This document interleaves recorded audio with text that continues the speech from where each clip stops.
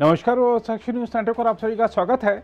सर्दियां शुरू होने से पहले पाकिस्तान कश्मीर में आतंकवादी भेजने की तैयारी में है। बताया जाता है कि पाकिस्तान के कब्जे वाले कश्मीर में आतंकवादियों के अड्डों पर करीब 250 आतंकियों के मौजूद होने की पक्की खबर है। इस खुफिया जानकारी के मिलते ही भारतीय सेना ने नियंत्रण रेखा पर सीमा पार से किसी भी नापाक प्रयास का मुकाबला करने के लिए अपनी गतिविधियां तेज कर दी हैं। हम आपको बता दें कि एलओसी पर कश्मीर के सबसे उत्तरी हिस्से केरन सेक्टर में अग्रिम चौकी पर तैनात सैनिक दोनों देशों के बीच पिछले साल फरवरी से संघर्ष विराम के बावजूद उच्च सतर्कता बरत रहे हैं। हाल ही में पत्रकारों के एक समूह ने एलओसी की यात्रा के दौरान सुरक्षा प्रबंधों को देखा तो पाया कि इस सीमा पर सैनिक दो मोर्चों पर लड़ते हैं। एक और वे पड़ोसी शत्रु पर नजर रखते हैं, वहीं दूसरी ओर उन्हें भीषण सर्दी से भी मुकाबला करना होता है।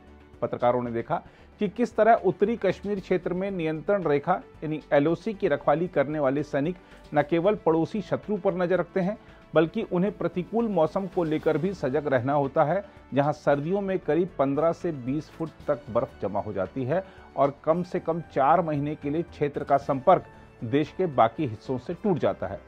सर्दियों के नजदीक आने के साथ ही सैनिकों की लड़ाई भी कठिन हो जाती है। सेना की ये चौकियां घुसपैठ के पारंपरिक मार्गों की रक्षा की पहली पंक्ति हैं। इनमें से कुछ चौकियां 12,000 फुट तक की ऊंचाई पर हैं। ऊंची ऊंची चोटियों, घनी वनस्पति के साथ सघन जंगल और कई जलधाराओं के साथ यह क्षेत्र मनुष्य के लिए एक कठिन चुनौती है। स्थलाकृति के साथ ही यहाँ का मौसम भी बहुत प्रतिकूल है। जब बर्फबारी होती है तो यहाँ बहुत अधिक ठंड हो जाती है। बर्फ 20 फुट तक जमा हो जाती है और 3-4 महीने तक जमी रह सकती है।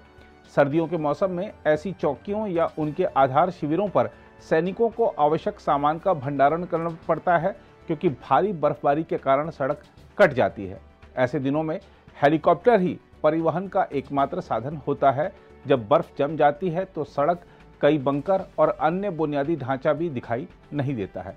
ऐसे ऊंचे खंभे हैं जो ऐसी परिस्थितियों में सेना के लिए चिन्ह यानी मार्कर के रूप में कार्य करते हैं।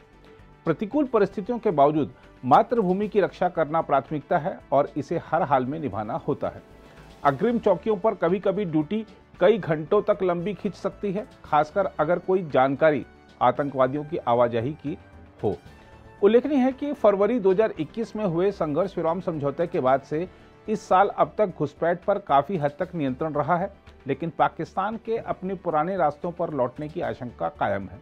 सुरक्षा प्रतिष्ठान के अधिकारियों ने कहा है, यह आशंका हमेशा बनी रहती है कि बर्फ गिरने से पहले पाकिस्तान घुसपैठ बढ़ाने की कोशिश कर सकता है। उन्होंने कहा कि वर्षों से ऐसा होता आ रहा है और इस बात की कोई गारंटी नहीं है कि ऐसा दोबारा नहीं होगा। उन्होंने कहा, हम ऐसी किसी भी स्थिति के लिए सतर्क हैं। घुसपैठ रोधी प्रणाली मजबूत है और हम ज्ञात रास्तों, जो घुसपैठ के जो ज्ञात रास्ते हैं, उस पर कड़ी निगरानी रख रहे हैं।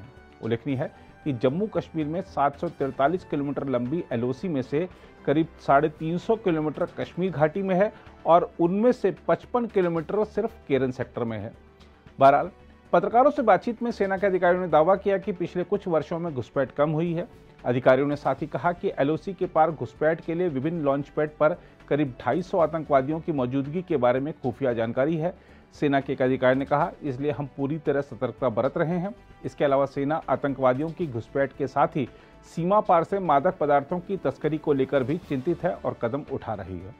हाल ही में जम्मू कश्मीर के पुलिस महानिदेशक दिलबाग सिंह ने भी कहा था कि सीमा पार से मादक पदार्थों की तस्करी बढ़ रही है और पाकिस्तान इसका इस्तेमाल कश्मीर में आतंकवाद के वित्त पोषण के लिए कर रहा है। इस बीच पाकिस्तान की ओर से संघर्ष विराम उल्लंघन की घटनाएं भी बढ़ रही हैं, जिसका भारत मुंहतोड़ जवाब दे रहा है। मंगलवार को भी संघर्ष विराम उल्लंघन की घटना के कुछ घंटों के बाद ही सीमा सुरक्षा बल और पाकिस्तानी रेंजर्स ने अंतर्राष्ट्रीय सीमा पर फ्लैग मीटिंग की और मौजूदा नियमों का सम्मान करने पर सहमति जताई। बीएसएफ के उप महानिरीक्षक एसपीएस संधू ने बताया कि कंपनी कमांडर स्तर की बैठक दोपहर 1:45 पर हुई और सद्भावनापूर्ण माहौल में यह बैठक संपन्न हुई। इससे पहले पाकिस्तानी रेंजर्स ने जम्मू जिले के अरनिया सेक्टर में अंतर्राष्ट्रीय सीमा पर बिना किसी उकसावे के गोलीबारी कर संघर्ष विराम का उल्लंघन किया था। अधिकारियों ने बताया कि इस गोलीबारी में कोई घायल नहीं हुआ है। जम्मू में बीएसएफ के जनसंपर्क अधिकारी ने कहा, दोनों पक्षों के बीच बिना उकसावे के हुई गोलीबारी के मुद्दे पर चर्चा की गई और दोनों पक्षों ने अधिकतम संयम बरतने पर सहमति जताई है। दोनों पक्ष भविष्य में मौजूदा नियमों का सम्मान करने पर सहमत हुए हैं। अगर आप भी लेना चाहते हैं देश दुनिया की तमाम जानकारी तो आज ही सब्सक्राइब करें हमारे चैनल को। साथ ही नीचे दिए बेल आइकन को जरूर दबाएं ताकि हर अपडेट आप तक पहुंच सके।